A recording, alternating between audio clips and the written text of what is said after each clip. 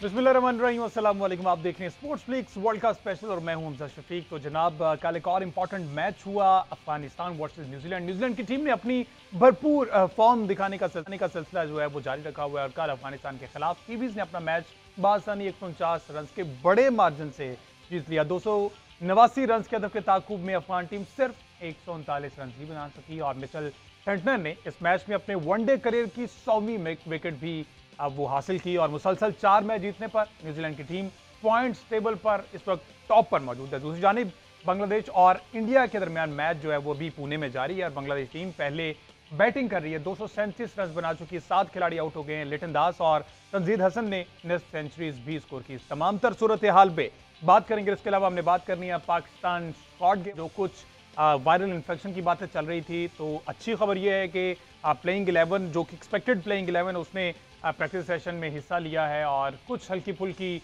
अभी भी नेगल्स मौजूद हैं। इस पर बात करेंगे। फॉर्मर कैप्टन सलमान भट्ट साहब टेलीफोन लाइन पर हमारे साथ मौजूद है। इसके साथ साथ अहमद सईद साहब ने भी ज्वाइन किया। जी वेलकम टू।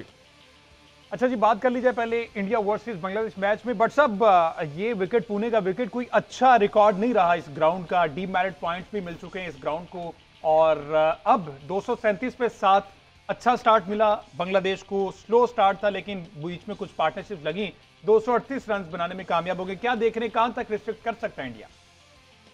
देखिए, मिनिमम 250 260 तक तो बांग्लादेश को करना चाहिए अगर वो अपने आप को किसी किस्म का चांस देना चाहते हैं। देखिए, साकिब अल हसन भी इस मैच को खेल नहीं रहे हैं, तो वो बहुत इंपॉर्टेंट पार्ट है इस टीम का और यकीनन वो बैटिंग में भी और बॉलिंग में भी बहुत फर्क डालते हैं इस टीम को। लेकिन आज का जो स्टार्ट था 14 ओवर्स में 90 प्लस रन थे और वहां पर विकेट कोई नहीं गिरी थी, तो उसके बाद 238 फॉर 7 जो है वो कह लीजिए कि उतनी अच्छी इख्तिताम नहीं हुआ अभी तक। हो सकता है 2 ओवर्स में अगर कोई महमूदुल्लाह कोई कमाल दिखा दें तो कुछ भी कह नहीं सकते, क्रिकेट है। लेकिन अदरवाइज 2 ओपनर्स ने 50-50 रन किए। लिटन दास आज अरसे के बाद उन्होंने एक बड़ी अच्छी इनिंग खेली, लेकिन जब लॉन्च का टाइम आया वो सेट से 82 बॉलें खेल चुके थे, 66 रन किए, तो वहां पर आउट हुए जहां पर उन्होंने किक ऑन करना था। और उसके बाद शंटो जो कि आज स्टैंड इन कैप्टन थे, मेहदी हसन मिराज और तौहीद, यहाँ से फिर बड़े रन नहीं आए। मुशफिकुर रहमान भी अच्छा खेलते खेलते 38 रन बना के अगेन लॉन्च टाइम पे आके वो भी आउट हो गए। तो इंडिया ने इनको कंट्रोल में ही रखा है। अच्छा, मुझे एक ब्रेक लेने।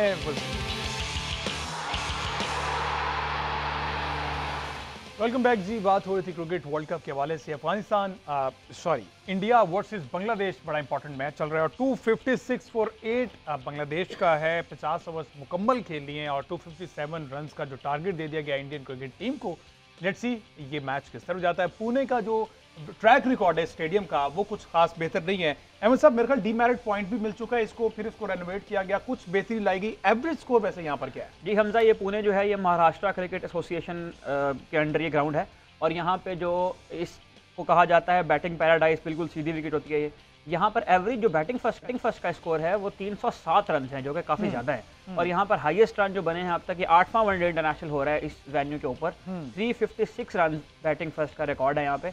लेकिन ये अच्छी बात है बांग्लादेश के लिए कि यहाँ पर जो सबसे कम स्कोर का रिकॉर्ड है वो भी 232 है।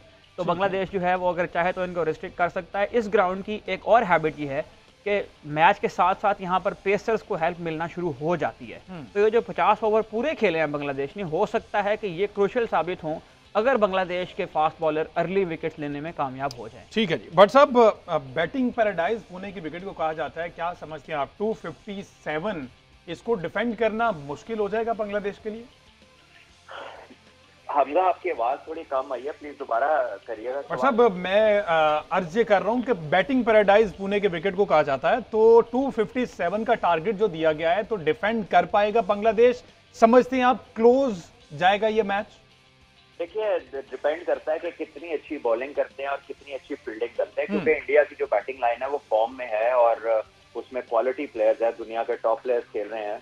और अगर वैसे देखा जाए जिस तरह की पुणे की पिच है और जिस तरह वो फॉर्म में है, तो 250 रन काफी तो नहीं लगते in the context of the game. और अगर इंडिया वैसे ही खेला जैसा खेलता आ रहा है तो फिर हो सकता है वो मैच जो है बड़े आराम से जीत लें। लेकिन बांग्लादेश के स्पिनर्स अच्छे हैं, बट आज साकिब को मिस करेंगे क्योंकि साकिब हमेशा मिडिल में उन्हें विकेट दिलाते हैं। तो बड़ा इंपॉर्टेंट है कि पहले 10 ओवर्स में तस्कीन और मुस्तफीज क्या करते हैं। अगर ये इंडिया के ऊपर से 1-2 आउट करते हैं रोहित शर्मा की अर्ली विकेट लेते हैं तो शायद थोड़ा प्रेशर बना पाए। जी, ये जो इनफॉर्म बैटिंग लाइन की बात की है भट्ट साहब, इसमें कुछ स्टैट्स अगर मैं शेयर करता चलूँ, विराट कोहली की जो बैटिंग एवरेज है वो बांग्लादेश के अगेंस्ट 67 की है, और रोहित शर्मा की जो बैटिंग एवरेज है बांग्लादेश के अगेंस्ट वो 56 की है। शकीबुल हसन का आपने तज़किरा किया है, दिलचस्प बात यह है कि शकीबुल हसन ने आखिरी 11 इनिंग्स में 5 बार विराट कोहली को आउट किया है, तो कितना मिस कर रहा होगा बांग्लादेश शकीबुल हसन को? यकीनन बहुत मिस कर रहा होगा, और आपने तो तकरीबन उन्हें डरा दिया एवरेज बता दें। इस एवरेज का तो मतलब है कि काम हो गया बांग्लादेश का। लेकिन बहरहाल बांग्लादेश की जो टीम है, साकिब जो है उनके टॉप प्लेयर हैं, चाहे बॉल कर रहे हो चाहे बैटिंग कर रहे हो, और उनका ना होना यकीनन उनको बहुत फर्क डालता है, और कैप्टन भी है उनके, तो बहुत कुछ जो है उनका अटैच है साकिब के होने के साथ, काफी ऐड हो जाता है उनकी टीम में, एक कह लिए वजन पड़ जाता है, और साकिब ना हो तो अपोजिशन के लिए आसानी है। बिल्कुल इस तरह। अच्छा जी, जिस तरह से ओपनिंग स्टार्ट दिया गया, ये ड्रीम ओपनिंग स्टार्ट है जो कि तमाम टीम्स ये चाहती हैं कि इस तरह का स्टार्ट मिल जाए ओपनिंग पेयर की जानिब से। ज़रा मुझे दिखाइएगा जो तंजीद की जानिब से इनिंग्स खेली गई है और लिटन दास ने खेली है। पहले तंजीद की इनिंग्स देखते हैं हम, उस पर फिर कमेंट लेते हैं भट्ट साहब का कि इस तरह का स्टार्ट मिलना, पाकिस्तान बहुत अरसे से ये एक्सपेक्ट कर रहे हैं अपने ओपनर से कि ओपनिंग स्टैंड जो है वो 100+ रन का मिल जाए, तो आगे जो आने वाले मिडिल ऑर्डर बैटर्स हैं उनके लिए कुछ आसानी हो। जरा दिखाएं। ये वो ओपनिंग पेयर था, और ये वर्ल्ड कप की हिस्ट्री में, बांग्लादेश की टीम की वर्ल्ड कप की हिस्ट्री में ये बेस्ट ओपनिंग स्टार्ट दिया गया इन ओपनर्स की जानिब से। भट्ट साहब, लिटन दास से इसी तरह की परफॉर्मेंसेज एक्सपेक्ट करते हैं बांग्लादेश वाले। आज हमने देखा कि तंजीद ने भी बड़ा आउट क्लास परफॉर्म किया है, ऑल्दो स्टार्ट बहुत स्लो था। आपने देखा 4 से 5 ओवर में गालिबन सिर्फ 10 स्कोर था, लेकिन उसके बाद 14 ओवरों में 95 स्कोर, और जिस तरह से अटैकिंग क्रिकेट खेली, आप समझते हैं कि पाकिस्तान को भी इस तरह की अटैकिंग क्रिकेट ओपनिंग पेयर से एक्सपेक्ट करनी चाहिए? जी, यकीनन करनी चाहिए, और हर टीम एक्सपेक्ट करती है कि उनके ओपनर जो है उन्हें एक अच्छा और सॉलिड स्टार्ट दें, ताकि उस बेस से, उस प्लेटफॉर्म से वो बिल्ड कर सकें। लेकिन हमने ये देखा कि इस स्टार्ट के बावजूद बांग्लादेश का मिडिल ऑर्डर इससे वो फायदा नहीं उठा सका जो उन्हें उठाना चाहिए था। बिल्कुल। और इसीलिए मैं ये बात करता हूँ कि हम बाबर और रिजवान पे बहुत सारी तनकीद सुनते हैं, बहुत सारी। ठीक है, लाइन में इशू आया है। अच्छा, अगर मिडिल ऑर्डर की बात कर लीजिए अहमद सईद साहब, मोस्ट एक्सपीरियंस्ड प्लेयर इस टाइम मुशफिकुर रहीम है। मेरा ख्याल 2007 से ये खेलते आ रहे हैं, 7 का वर्ल्ड कप, 11 का, 15 का, 19 का, और अब 23 का भी खेल रहे हैं। तो जो उनसे कुछ एक्सपेक्टेशंस थी, 38 रन की नो डाउट उन्होंने इनिंग्स खेली, लेकिन इस तरह के प्लेयर्स जो मोस्ट एक्सपीरियंस्ड प्लेयर्स हैं, ये पूरी टीम को साथ लेकर चलते हैं, लेकिन मिडिल ऑर्डर में जिस तरह से परफॉर्म कर रहे हैं मुशफिक, उस तरह जी, हम अगर आज के मैच का भी आप देखें तो 93 फॉर 1 और 137 फॉर 4 के बाद जिस बैट्समैन ने आके सहारा दिया वो मुशफिकुर रहीम ही थे। मुशफिकुर रहीम इस बांग्लादेश की टीम के सबसे ज़्यादा एक्सपीरियंस प्लेयर हैं। 259 मैचेस वो खेल चुके हैं, और 2007 के वर्ल्ड कप का आपने अगर हवाला दिया तो मैं दोबारा अगर मेमोरीज को रिकॉल करूं तो 2007 के वर्ल्ड कप में अब तक जितने वर्ल्ड कप में बांग्लादेश और इंडिया का मैच हुआ है, उसमें बांग्लादेश ने जो इंडिया के खिलाफ वाहिद फतह हासिल की है वो भी वर्ल्ड कप 2007 में हुई थी।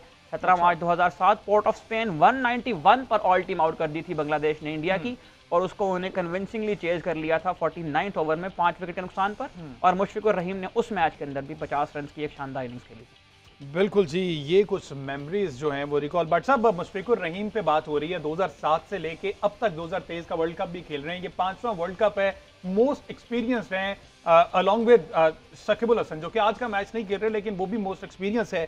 तो इतना ज्यादा एक्सपीरियंस लिए इंडिया में इस वक्त मौजूद है मुशफिकुर रहीम, तो इनसे तो बहुत ज्यादा एक्सपेक्टेशंस होंगी, लेकिन मिडिल ऑर्डर में ये उस तरह से परफॉर्म नहीं कर पा रहे जो कि बांग्लादेश को रिक्वायर है।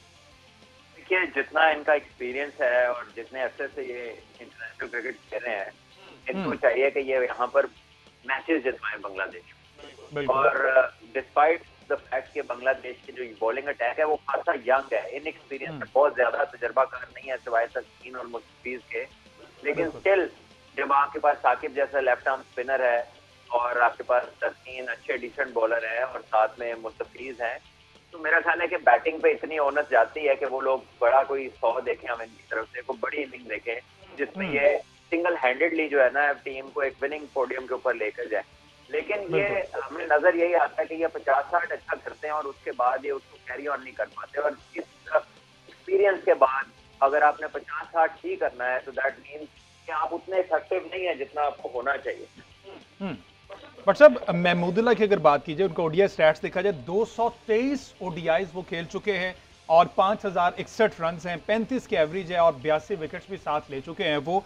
और आज की अगर उनकी परफॉर्मेंस की बात की जाए तो जहां पर जरूरत थी 46 रन की उन्होंने इनिंग्स खेली है, जो कि बांग्लादेश को 256 तक ले जाने में कामयाब हुई। तो ये एक्सपीरियंस तो मैटर करता है ऑल्दो।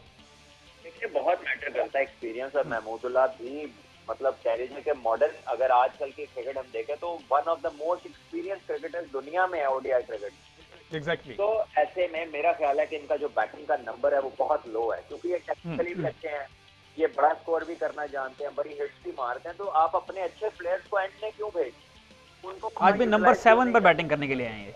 जी यही मेरा पॉइंट है कि आप उनको उधर क्यों नहीं इस्तेमाल करते जहां वो ज्यादा ओवर खेलें और ज्यादा आपके लिए रन बना सकें। पर सब अगर थोड़ी सी बॉलिंग पर बात की जाए, हमने देखा मोहम्मद सिराज ने 10 ओवर्स किए, 60 रन दिए, 2 खिलाड़ियों को आउट किया। इसके अलावा जसप्रीत बुमराह ने भी 10 ओवर किए और उन्होंने 41 रन की 41 रन दिए। लेकिन जो मोस्ट एक्सपेंसिव रहे हैं वो 10 ओवर करा के मोहम्मद सिराज विकेट्स तो ले रहे हैं, लेकिन हमने पिछले मैचेस में भी देखा उनको स्कोर अच्छा खासा पड़ रहा है। देखिए बिल्कुल थोड़ा सा स्लाइटली कह लीजिए कि आइडियल फिगर्स नहीं है, लेकिन आजकल की क्रिकेट में अगर आप 60-65 रन 10 ओवर में देते हैं और 2-3 विकेट्स आप रेगुलरली लेते रहते हैं तो यू आर डिसेंट इनफ। क्योंकि आपको पता है कि आजकल पावर प्ले बहुत लंबा होता है, 2 नए बॉल लगते हैं, स्ट्रोक भी लगते हैं, फ्री हिट भी होती है और अग्रेसिव भी ज्यादा खेलने लगते हैं प्लेयर्स T20 फॉर्मेट की वजह से। तो ऐसे में अगर आप 10 ओवर्स में 50 से 65 रन के दरमियान अगर आपको रन पड़े और आप 2-3 आउट करें तो मेरा ख्याल है कि आप अपनी टीम के लिए एक डिसेंट जॉब कर रहे हैं। और मेरा ख्याल है कि सिराज जहां पर डिफरेंस क्रिएट करते हैं वो बहरहाल ये है कि सिराज की जो मिडल ओवर्स की बॉलिंग है 2023 में, उन्होंने 21 की एवरेज से 18 आउट किए हैं मिडल ओवर्स के अंदर आके। अच्छा। तो ये जो फास्ट बॉलर मिडल ओवर में आके विकेट ले रहा है उसकी अहमियत, हम जाहिर है कि मिडल ओवर में पाकिस्तान की टीम की अगर बात करें तो हम मिडल ओवर में विकेट लेने में ही कामयाब नहीं हो पा रहे। अच्छा, मिडिल ओवर की बात तो आपने कर ली, डेथ ओवर की बात में बट साहब जसप्रीत बुमराह ने जिस तरह से लास्ट ओवर किया है और उन्होंने मेरा ख्याल 6 में से 5 बॉल तो यॉर्कर लेंथ पे किए हैं और महमूदुल्लाह को उन्होंने यॉर्कर पर ही आउट किया है। तो वैसे डेथ ओवर्स में बट साहब इस तरह की एक्सपेक्टेशंस हम हारिस राउफ से भी एक्सपेक्ट करते हैं और हमारी ये ख्वाहिश होती है कि वो भी इस तरह से गुड लेंथ पर बॉल करें, यॉर्कर लेंथ पर बॉल करें, लेकिन अगेन वो स्पीड जो होती है लेकिन मार खा जाते हैं। इसकी क्या वजह हो सकती है? देखिए हारिस रऊफ ने अच्छी बॉलिंग की अगेंस्ट श्रीलंका। अगर आपको याद हो तो आखिरी ओवर में 1 ही रन बना था और बड़े अच्छे यॉर्कर्स उन्होंने किए थे। लेकिन डेफिनेटली श्रीलंका की ऑपोजिशन एज एन ऑपोजिशन उनका वो इम्पैक्ट नहीं है। अगर आपके सामने छोटा टोटल हो और जिसको आपने डिफेंड करना हो और बैटिंग में रोहित शर्मा पूरी फॉर्म में हो तो ये बिल्कुल जमीन आसमान का फर्क है। और रोहित शर्मा जो है वो एक ऐसे प्लेयर हैं कि जरा सा आप लूज बॉल करें वो उसका फायदा उठाते हैं। और आई थिंक हारिस रऊफ के लिए बेहतर यह है कि नया बॉल वो अपनी लेंथ पे करें, ज्यादा से ज्यादा विकेट्स में बॉलिंग करें और शॉर्ट बॉल वहां करें जहां उन्हें पता हो कि बैटर इफेक्टिव होगी बैटर के अगेंस्ट। अगर रोहित शर्मा के लिए वो एक दिन पहले ये कह रहे हैं कि ये सबसे अच्छी पुल मारते हैं और अगले दिन उनसे पुल पे 2-3 विकेट खा लें तो ये मजेदार चीज नहीं है। और हारिस रऊफ का वो बुरा दिन जरूर था, लेकिन हारिस रऊफ एक बहुत ही आउटस्टैंडिंग टैलेंट है और उसने पाकिस्तान को बहुत सारे मैचेस जितवाए और बहुत सारे मैचेस में अच्छा फिनिश किया।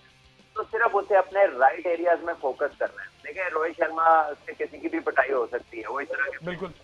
तो इसमें कोई ऐसी बात नहीं है कि अगर हारिस को 2-3 शॉट लग गए, ठीक है वो मैच ऐसा होता है कि हम सेहत पाकिस्तानी कौम हमें होता है कि वो मैच जीते किसी तरह, और जब हम नहीं जीतते तो फिर उस बारे में ज्यादा इमोशनल गुफ्तगू होती है। लेकिन अगर देखा जाए तो फिर हारिस काफी अच्छी बॉलिंग भी कर रहे हैं।